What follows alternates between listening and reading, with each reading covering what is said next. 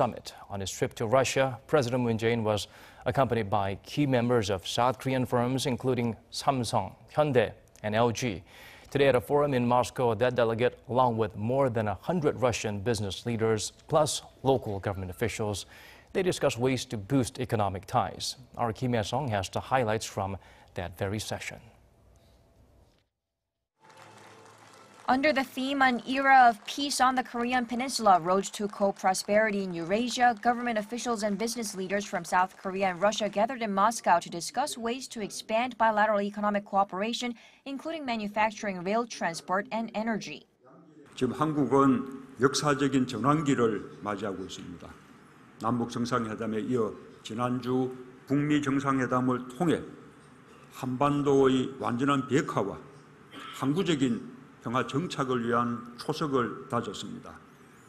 한반도의 평화가 정착되면 한러 경제 협력에도 새로운 장이 펼쳐질 것입니다.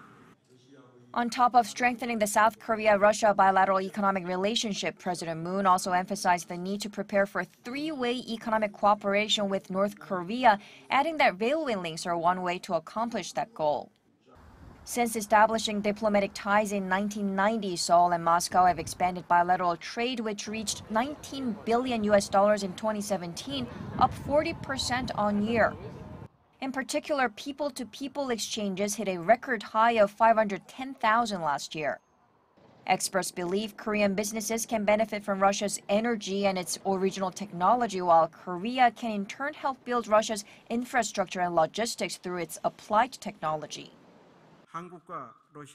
South Korea's new northern policy and Russia's new eastern policy will help deliver actual results. Russia's original technology and South Korea's manufacturing know-how are expected to create a huge synergy. Already, the two countries have begun cooperation in natural gas, shipbuilding, and health and medicine. South Korea and Russia boast a complementary economic structure, meaning there's more room for growth and trade. Both will be able to find a new growth engine. What's key now is to work on the specific details, like how to provide financing and address Russia's administrative regulations and laws so business projects can have consistency. President Moon called the opportunities for Seoul and Moscow unlimited, and he laid out his goal of reaching bilateral trade of $30 billion by 2020 through enhanced cooperation. Kim Hyesung, Arirang News.